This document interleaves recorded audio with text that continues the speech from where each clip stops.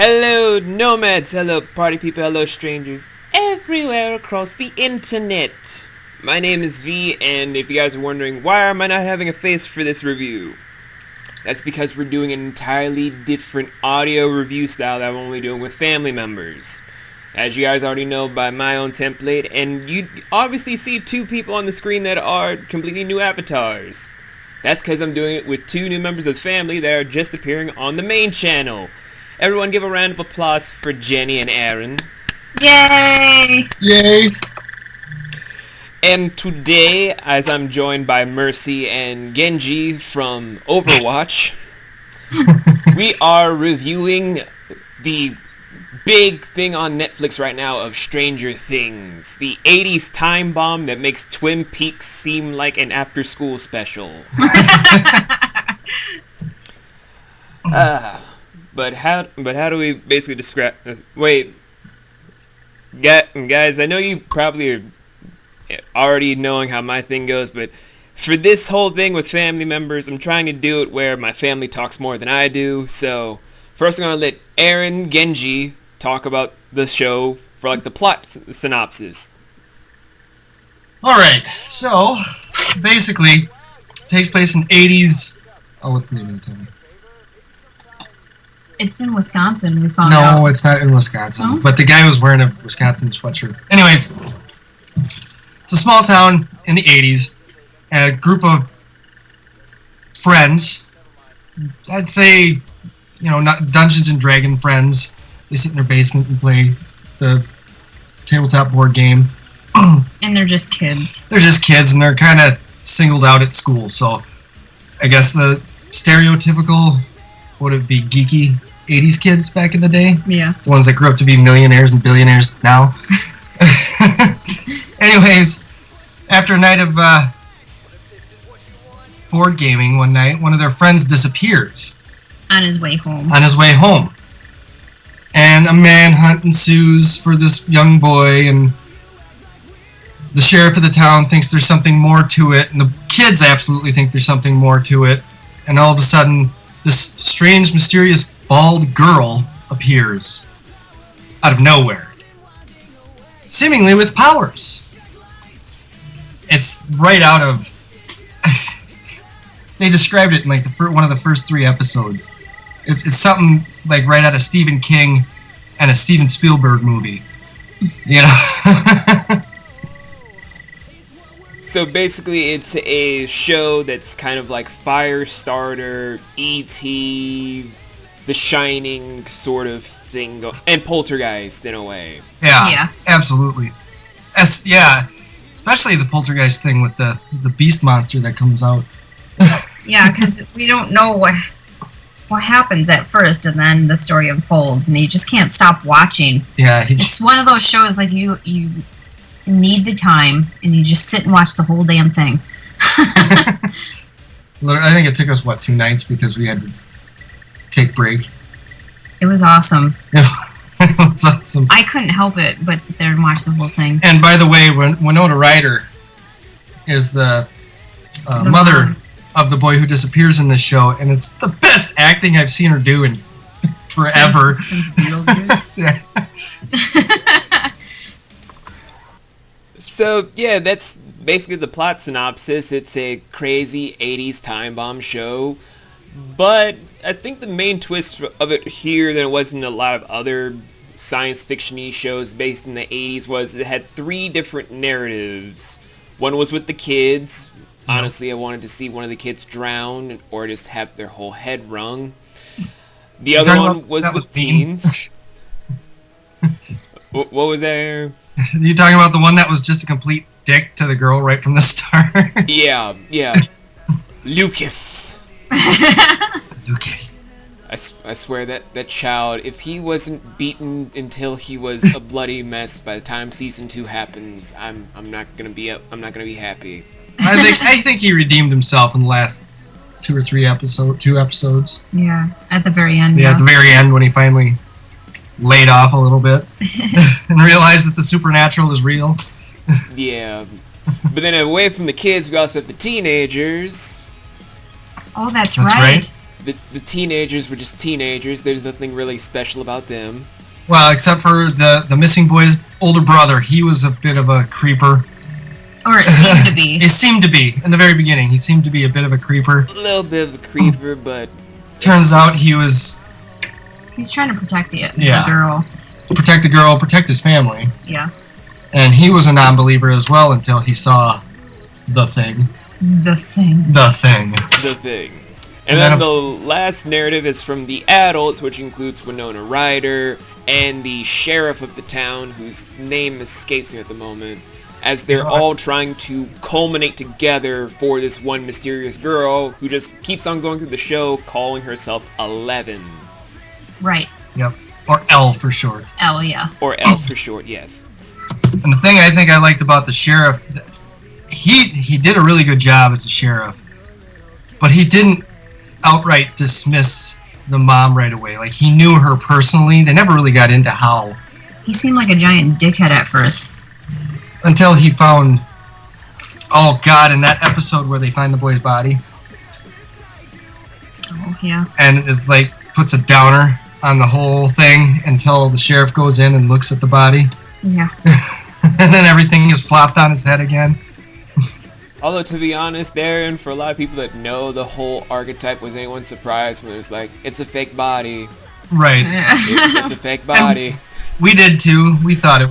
I thought it was fake, but yeah. And I said, well, the mom would know. She's not going to just straight out tell you that that's not her son, if it is, you know. She kept screaming, "What is that thing? Yep. That's not my son." Moms know. Yeah, but I like. They didn't show it in that episode, but I think it was the next episode where the sheriff snuck into the morgue, and they showed him cut the body open, and he pulls out a bunch of cotton fluff. Yeah. And, I was like, see, I'm shouting at the TV. I was like, he's still alive. oh, funny connection. I don't know why I'm bringing it up, but the guy that plays the head of the lab, or Papa, so to speak, he also plays Joker in Full Metal Jacket. I didn't know that. He's the one that wears the peace symbol on his army helmet. He's the journalist. Nice. Well, since Aaron brought up characters, I'm going to hand it over to Jenny to give a spotlight to the interesting characters of the show, so that everyone gets to say in all the things for the thing. I really like the teenage girl. I wish I knew what her name was. I can't remember. She pissed me off in the beginning. Yeah, well, she's like smart and sophisticated, and so she's not Nancy, yeah. I pulled up IMDb for a cheat. She turned out to be a badass. Yeah, at the end, but she kind of pissed me off in the beginning because, and I don't know why it pissed me off, because almost every teenager goes through it at some point. Where they try to act cool. Yeah, they try to fit in with a crowd they really shouldn't, because... Well, her boyfriend, or so-called boyfriend at the time, you know, I really thought he was out there to use her, but in the end, he kind of came through for He her. redeemed himself as well. Yeah. I was really hoping for the camera. The camera wielder, the older brother of the missing boy. Yeah, he turned out to be cool. I like him. And the whole thing just reminds me of my childhood, watching it. Growing up with the Goonies and all that. That's all of that just rolled into one. Well, just watching the boys walk down the street together or go on their little grand adventure together reminded me of like Stand By Me, which is a Stephen King film. Or a Stephen King novel. But yeah, it's just chock full of nostalgia. If you're a kid born in the 80s or early 80s or even slightly before the 80s, you can kind of... all those movies that came out when you were probably around, what, 7 to 15? She didn't know how to shoot a gun. She proved that wrong. Right. Yeah, she shot better than the guy did. She's like, you're supposed to hit the can. You gonna mention the monster? Is he a character you liked? I liked all of it. I say I'm easy to please, so I like them all. It's just sad. The only thing it was missing was the Indian burial ground. Yep. You know? Yeah, it did. It did. But since Aaron is like the whole segue for all these things, we are now gonna focus on the setting of the area. And to be honest, for it to be like a small suburban setting that was, where was it filmed again? It was filmed in Georgia, but the town that it takes place... Hawkins, isn't it? Yeah, I think it was Hawkins. But they don't say what... I think it's Hawkins, Indiana. Okay, so basically with the setting of it being suburban area with other sort of neighboring towns and a science facility, because in a scientific show like this where monsters and supernatural events happen, science has to be involved somewhere. The whole setting of it seemed kind of fitting in what would be a natural Stephen King inspired story. Not because it fits the narrative, no, because it's that strange. Right, well, and the fact that it's a small town that is happening in, and where else are you going to find a big government top secret facility, you know? Area 51. Unless there's not that many, you know, it's a smaller town, it's kind of on the outskirts of town. And the thing about it is, with the consistency from where it had all the shots lined up for town scenes to be filmed there to forest scenes, and then going towards the quarry, which played an even bigger point for certain plot twist elements for the series, was actually pretty well done for the directmanship team. And for them to actually go into all the detail to pick out the location, that's more admirable than I've seen from a lot of different people that have made shows lately. Because it's usually just, they'll find a location, film whatever, then jump towards another city or state or country to film out the rest of the story. And you'll just be so jarred by it, you're gonna be like, why should I care anymore? Yeah, where was it shot? I want to make sure I was right about well, we found a Hawkins, Wisconsin, didn't we? Yeah, there's a Hawkins, Wisconsin. There's Hawkins in a lot of places. But I bet it's pretty up there. It might be. I don't know. Well, I just saw in one of the episodes, one of the boys was wearing a Wisconsin t-shirt. So I thought I'd look it up and see if there was a Hawkins, Wisconsin. There was, of course, and it fits the bill for what the town would look like. But if I looked it up after that, I think it was like Hawkins, Indiana is where the story takes place. As long as it's not taking place in Maine like every other Stephen King inspired story, then I'm good. It'll be like, okay, what's the story now? Well, you see, this one runaway psychic is going all the way from home. Where's her home? Right. God fucking damn it, Stephen King! Yep, in Indiana. Indiana. That's good. Well, we've had our joy with the characters, the settings, and the plot, but now it's time to get to the nitty fucking gritty. Let's focus on the darker elements of the antagonist, and I'm gonna hand it back to Aaron.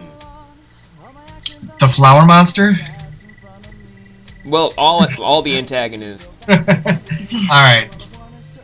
So, there's basically really just two real antagonists. You have, obviously, this sub-government facility. They're not even government facility. It's subcontracted. They do experiments. And they were part of the American Ultra testing, or at least the head of this lab was. And when they shut that down, he kind of took his private money and opened up this lab while keeping ties with the government, sort of. Kind of like a black book type of deal. Anything goes wrong, the government doesn't know anything about it, you know. And he's really the head of that lab. He's the real antagonist, one of the real antagonists for that. He's not really helping anybody. And as a matter of fact, they're trying to eliminate whoever knows too much. I mean, in the case of the sheriff, they didn't, that was one of the parts I didn't quite understand. When the sheriff found out way too much, they didn't kill him. They just released him back and bugged his trailer, which he was too smart for that. Oh, there's a reason for it. So, at the time, I didn't really quite understand. I mean... No, and it's a simple explanation. Down. It's 'cause plot. Well, right. I know that. It's detrimental to the story. I get that. But then, let's get to the other antagonist before I go too far. There's a monster! And his head pops open like a flower. It looks like a... Silent Hill kind of monster. It's like a marriage between Silent Hill and Paradise the Maximum. Yeah, it's... Anyways, this monster, through the story, is actually... It's kind of poltergeist-ish. They're in the parallel universe. Well, the girl, Elle, has the ability to... She calls it the Upside Down. Or the boys call it the Upside Down. She doesn't call it that, but... she has the ability to... Oh, what is it? Telekinesis, telepathic waves. Well, not just that, Yeah, but but she can cross dimensions. So, and she still doesn't know the extent of her powers, and I think that's what her papa was trying to figure out. She was a tool for the government, or at least for this lab, to gain intel from high-seating officials in other countries like Russia, while never leaving the comfort of her room. She could travel there with her mind and hear these conversations. So they were using her kind of as in spy warfare and things like that. Well, she went too deep one time. She went to Russia. And she was in the Upside Down. Her body was here, but her mind was in the Upside Down. And when she came back, she brought something with her. And that is the monster, the other antagonist, who can open portals and seems to... What is it? He traps his victims in the Upside Down until they become too weak to oppose him. And it, from what it seems like, he eats them to feed on them. That sounds pretty accurate. Yes. But I don't know, the way that they made the monster with the effects, I kind of expected a lot more scary.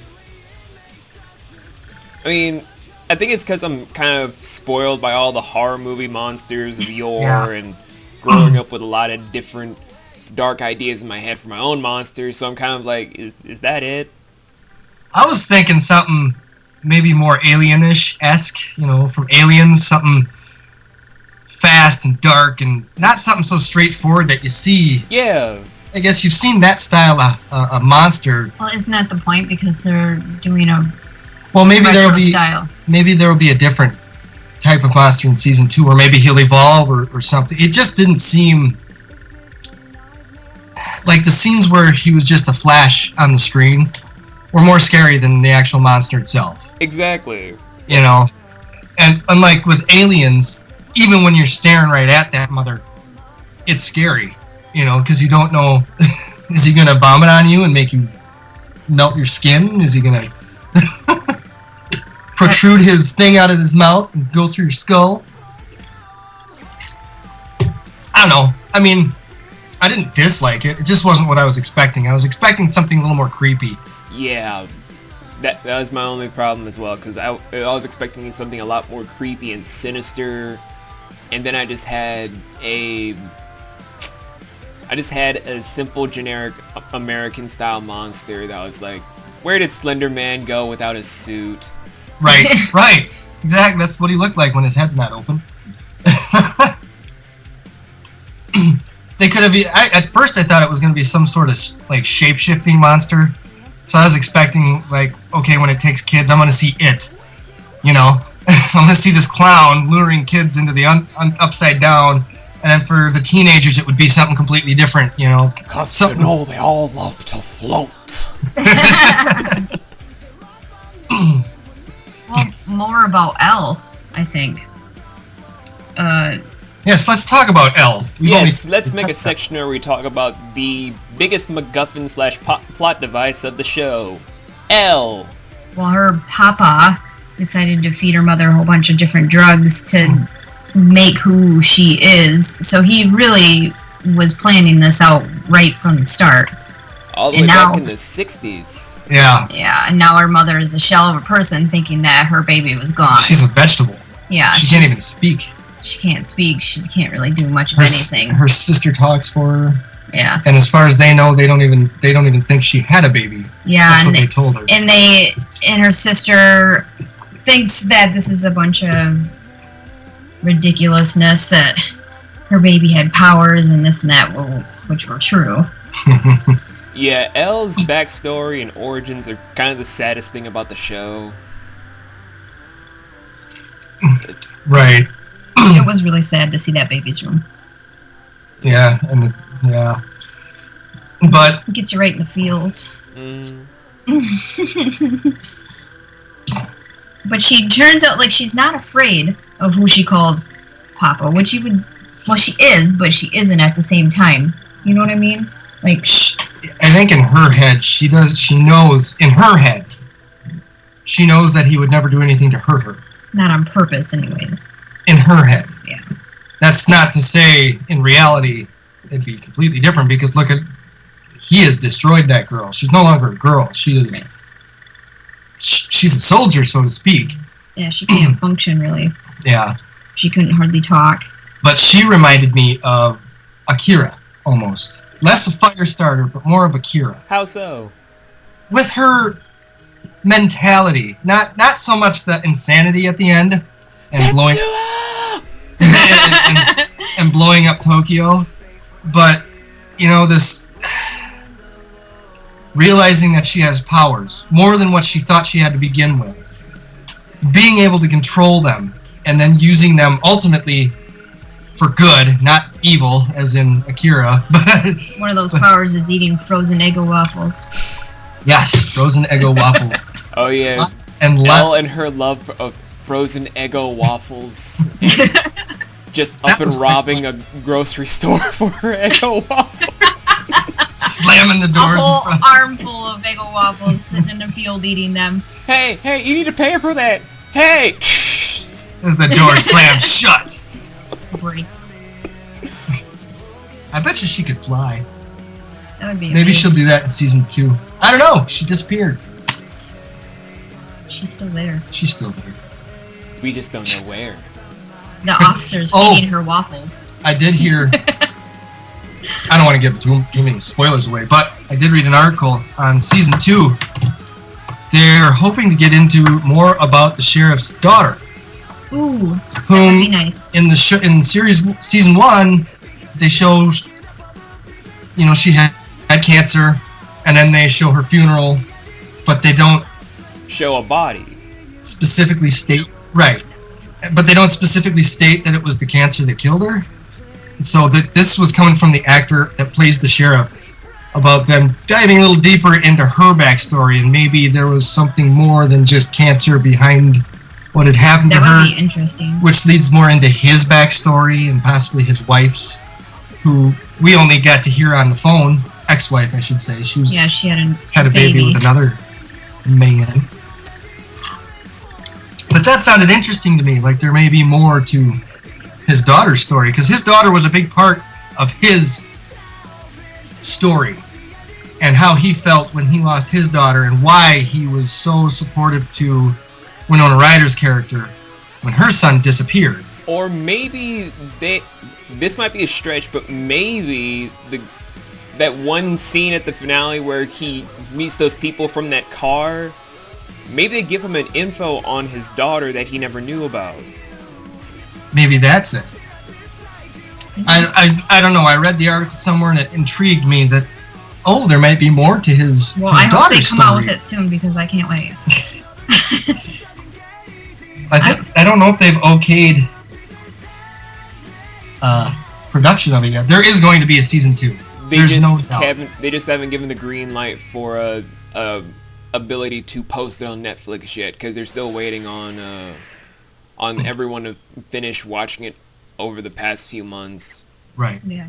I think it'll be the same thing that happened with Daredevil. Everybody's been watching it in yeah, it's been I have not stopped. What's the word I'm looking for? They're binge watching? Yes. Everybody I talked to has binge watched that show. Yeah. I saw the trailer for it, when did it come out? Like a month ago. I showed it to you. Yeah, and then when it finally came out, we were like, all right, let's take a look. Yeah, and it turned into this Yeah. Something I was not imagining. I thought this is going to be stupid. Nope. Sure enough, I got sucked right in. They did a good job of capturing the feel of the 80s in a giant Stephen King story. Yeah. What? And I was just thinking about that little boy when they got him back and how he's been coughing up those slugs and... Actually, you guys want to talk about the ending? Wait, hold on. First, let me say that if anyone wants to still watch the show now, to pause here. We're not going anywhere in time for this video, and you guys can watch the finale at your leisure. Then come back. But if you do not care and want to just hear us spoil the finale for you, I will now give the floor to Jenny. Yes! They rescued him. They found him in the... Upside down. Winona Ryder's character in The Sheriff. In The Sheriff, yes, correct. And then they found him with what looked like it was so gross, like almost made you want to gag, like a snake like in his mouth and down his throat. To suck the life out of him, I think, right? Just to make him weak? Yeah. And then, well, he goes to the hospital and whatnot, and he comes back home, but eventually he's sick now. I think it was 3 months later. Yeah, I think it was like 1 to 3 months later. It was Christmas time, I believe, in the show. So now he's vomiting up what looks like black slugs, but he's not telling anybody because I think he's afraid to say something. Actually, every time he vomits, he also goes flashing from one dimension to the other as well. Yeah. Yes, that's right. I forgot. He goes to the upside down. So I wonder how this will play out because I'm really curious to see how all this will. Well, maybe it's a prelude to something more for him. Maybe he's half monster now. I don't know. Maybe that, or maybe now he has the ability to go to the upside down like Elle does. Or maybe that's how they find Elle in season 2. Oh yeah, Aaron, do you want to talk about the storyline for Elle and the boys? Like What's how that ends? Oh, yes. So while the sheriff and Winona Ryder are in the upside down searching for the missing child, the other 3 boys and Elle are battling the monster, basically, pretty much. And they're using the wrist rocket to try and ward off this evil monster. With rocks. And Elle, I think, is kind of... was she incapacitated? She was worn out. Yeah, she's very weak, but she decided since she opened it, she was going to finish it. And she basically uses her freaking Akira abilities and pins this monster up against the wall, says goodbye to her, I think now boyfriend at this point. Her and Mike. I think. Let me check. I don't think it's Mike. Will, isn't it? No, Mike. I just double checked. Is it Mike? Okay. Mike, her boyfriend now. She basically looks at him and says, goodbye, pretty much. And they disappear. And she walks up to the monster while he's pinned to the wall, and they both dematerialize. I wouldn't say disappear, but they dematerialize. So I'm wondering if she just sent it back to the upside down. Or opened the portal back up and just took them back? I don't know, because after they dematerialized, the portal disappeared. Yeah, so we don't really know yet. We don't know nothing, other than the fact that Elle is gone, the monster is gone. The teenagers are fighting one, too. Oh, yeah, I'll take care of the teenagers. Oh, okay. I've been doing that. I've been doing that for about a couple of years now. I'm starting to get used to that. So the two teenagers that have been bonding throughout the series of Nancy, Mike's older sister, and the missing boy's older brother of Jonathan Byers, still weird last name, are now at the missing house where they're just trying to trap in the monster, along with Nancy's on again, off again boyfriend of Steve, keeping on trying to annoy them. Steve! And they try to trap the monster and kill it while it just targets them because they figured out it's only going after people by the scent of blood, kind of like a shark would in the water. So they lure it in with traps like a bear trap, oil stain trap to burn it alive, and in a way it helps the adults try to get rid of it. But at the same time, throughout the entire event of it, you just get this weird feeling that as Nancy has developed throughout the series and how she's grown on with Jonathan, at the end of the whole thing where it's Christmas time, do you think that she has regretted her decision to get back with Steve and wants to get with Jonathan, or has she grown her own independence and tries to locate to see if her actual best friend that went missing through the beginning of the story is still alive? That's kind of open-ended on that point because teenage drama needs to be dragged out. I don't fucking know anymore. Well, we all know that her friend is dead. They show her... Supposedly, because they never specified that in the Upside Down death is permanent. That's true.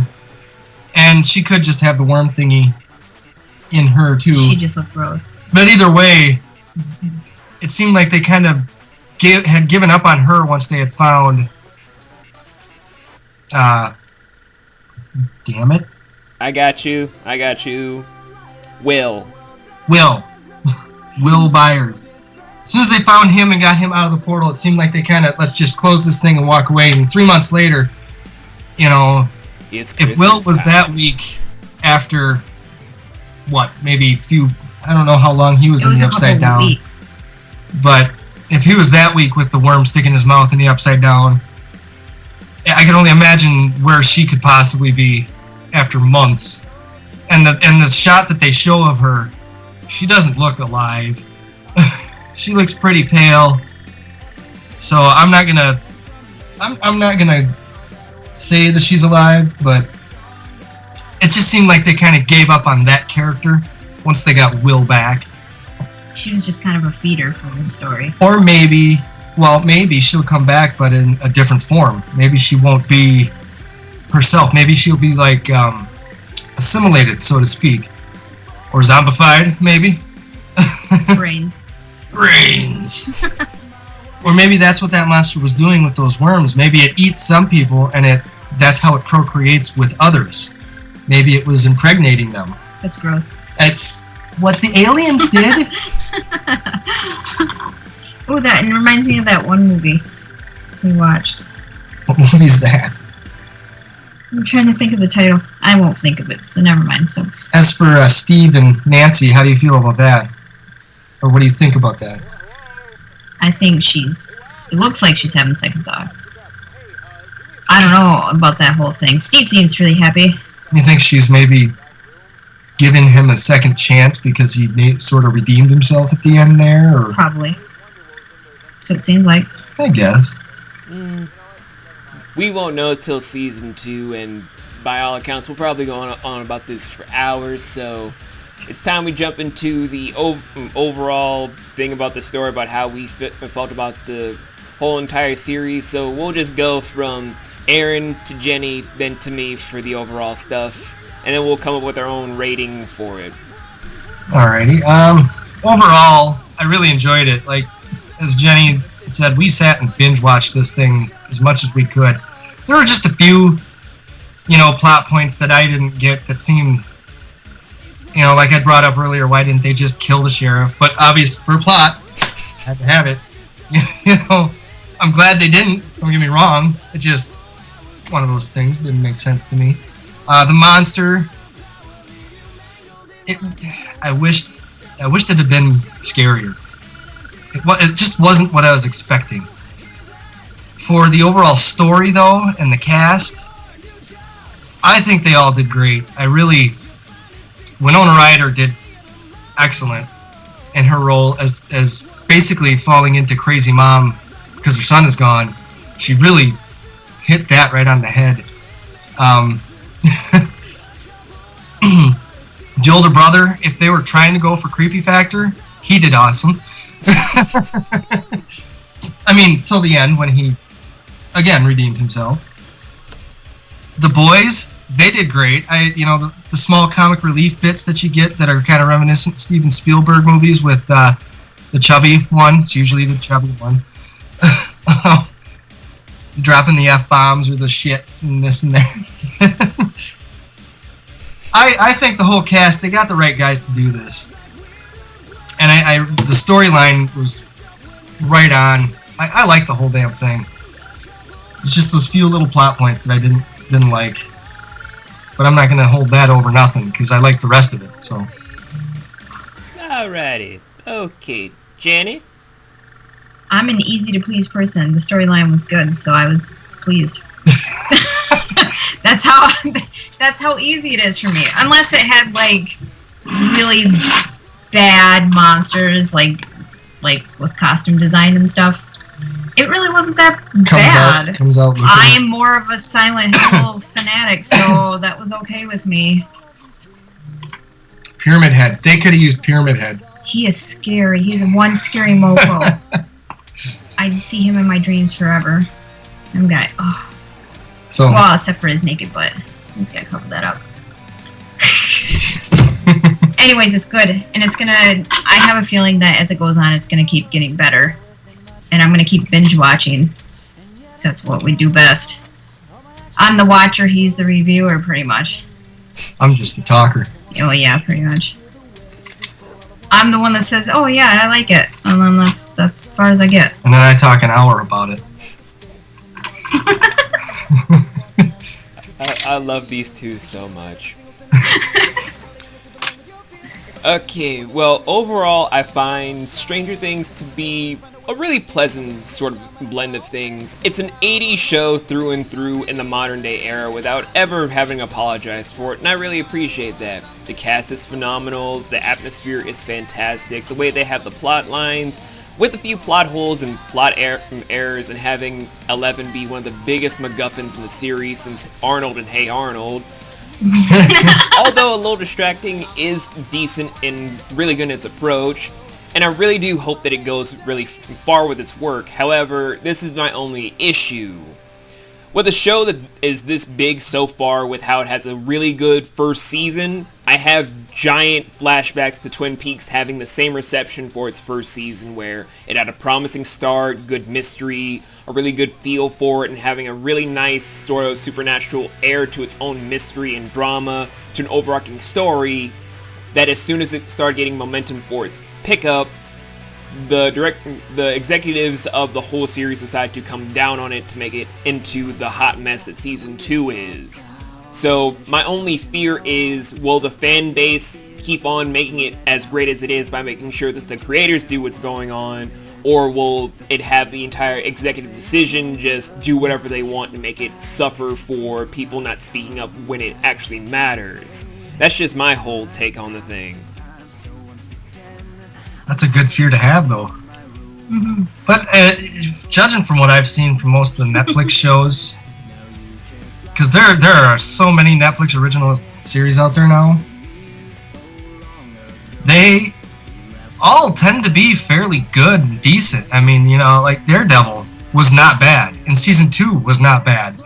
You know, I mean, they made the Punisher brutal, and they kind of did the whole Hulk thing to him that the Hulk movies did to the Hulk. Yeah. Where they just he's a villain through and through, and that's it. And I suppose that's more true to the comic books than some of the other portrayals of the Punisher we've seen in the past. But still, he's not a very likable character in the series. You know. I'm sorry, I'm getting distracted. Oh no, Aaron, it's okay. You can do those comparisons because that's what I do all the time. I'm just saying, I think Netflix lets their directors and their creators kind of have their thing and let it go. Because I was reading up, Stranger Things was pitched to Fox and NBC and ABC, and they all turned them down. And Netflix picked it up and said, go, run wild with it. You know, so I think as popular as it is, I don't think Netflix is going to mess with it too much. I hope not. We hope not. We hope not. Well, with all the overall stuff out of the way, it's time to do the letter grade and the number rating from 0 to 13. So, Aaron? Letter grade? How high can I go? Can I go like S? Well, we never gave an S. We never gave an S before, but I do like that whole Devil May Cry rating system. So yeah. That's where I was pulling that from. I was thinking of Dragon Ball Z. I don't want to score it perfect, because once you do that, you know, then you set a precedent, and technically nothing can ever be perfect. I would definitely give it, you know, a 12 out of 13, just because I don't want to go that perfect. Because nothing's perfect. Once I say it's perfect, then season 2 will come out and be better, and I'll be like, see? It wasn't perfect. Okay, Aaron gave it a 12 and an S, right? Yeah. Okay. Jenny? I feel the same. I'm gonna go 12 out of 13. It was almost everything I'd hoped for in an 80s series show. You are so bundled up right now. I feel good. Put Great grading system, huh? Eskimo hat on you. I'm not gonna rate it a superior. I'll rate it A+. A plus plus. Okay, we have 2 12s, an S, and an A+. We're just throwing letters around. The last. Well, let's see. From judging it on the 8 episodes, great characters. Not really touching on the music because music is generic at best. Thought they'd have more soundtrack from the 80s than that. That's season 2. That's season 2, definitely. I think I'm gonna be the odd one out and say 11.5 out of 13. Mostly because music is kind of the niche pin for myself, because I am someone that likes to devour music like crazy.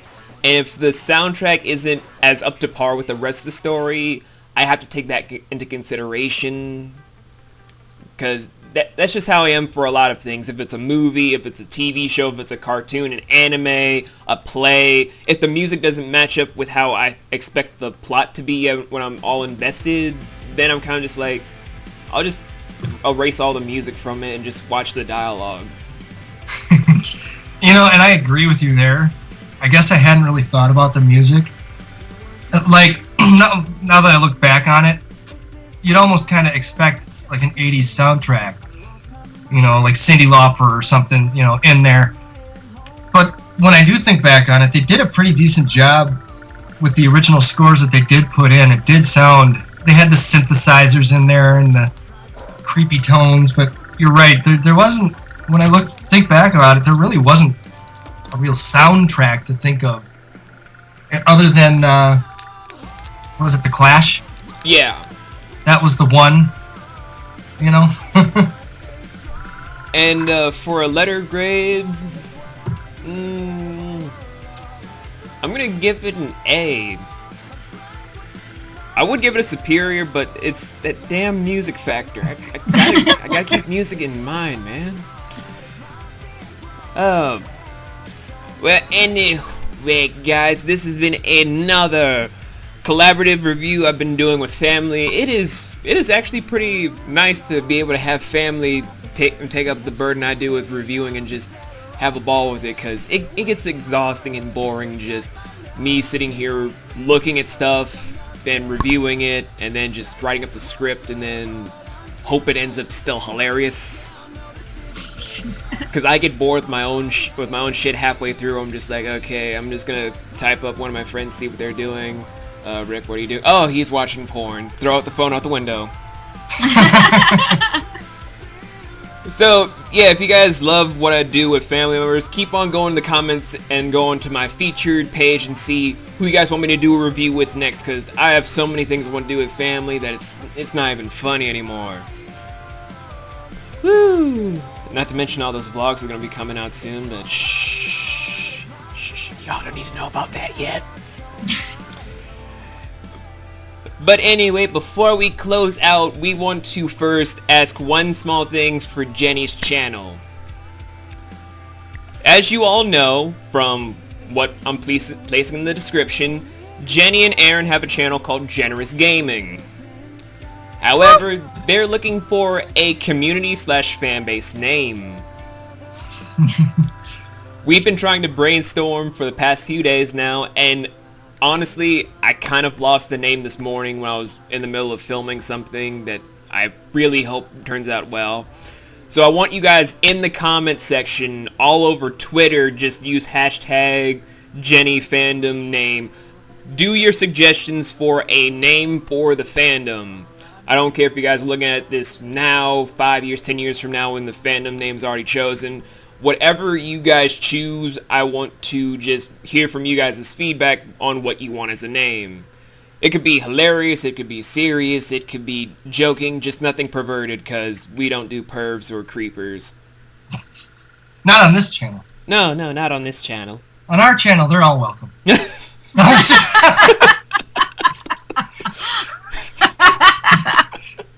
I'm just kidding. I'm the biggest pervert you'll probably ever meet anyway, so... No, Phoenix is the creeper. You see... Oh, no, I won't say that, because then it'll sound bad. He's 6. We're just... No, because he always comes around in his underwear. Oh, yeah. He's always coming around, he never has clothes on. As you can tell, I have fun with these people a lot of times, and I love them to death. Anyway, guys, well, this has been a whole new different review series that it's going to be coming up, so next time after this one, I might be looking at doing a double anime review of Nanatsu no Taizai and Ajin from like Netflix before Luke Cage comes out, because that's going to be a giant weekly thing every day, all the time, every day. And make sure you check out Jennerous Gaming's YouTube channel. Check her and Aaron on Twitch at twitch.tv/Selfino1. Follow them on Twitter. Maybe follow on Instagrams. I'm not all on Instagram, so I'm never really familiar with the names. And just to all of my nomads out there, just keep being cool, stay stylish. I'll see you guys next time. To all my party people out there, keep on grooving. And if you are a stranger out there and are into Stranger Things, see, I am working in the title somewhere in this. Make sure you hit that subscribe button and join up to be a nomad today. We like to do a lot of fun things. We like to be encouraging, but for the most part, we are a giant, wholesome family that just likes to sit down, have fun bullshitting, and go to Red Lobster and get some nice cheddar biscuits. Oh, cheddar biscuits, so good. Why did you? I just ate. If you know how I do my channel, I like to have hilarious outros for everything. But you can't do that to me. I can't eat anymore, and there's no Red Lobster near me. Damn it. I mean, if you could either blame me or you can blame that Beyonce song called Formation for me bringing that up. I mean... Bring your mom some cheddar biscuits. Well, unless Jenny wants to debut her own outro right now, I guess we'll just call it here. Oh. I don't know. Bye-bye. Bye-bye. Don't be mad at me, player. Don't be mad at me, player. I'm just playing the game. Playing the game. The day I was born, my doctor had played the game. I'm getting this payload. And making these fools watch. As I'm pointing and laughing, cause all of them putting their hopes in a loot box. Don't be mad at me, player. Don't be mad at me, player. I'm just playing the game. The day I was born, my doctor had played the game. I'm getting this payload. And making these fools watch. As I'm pointing and laughing, cause all of them putting their hopes in a loot box.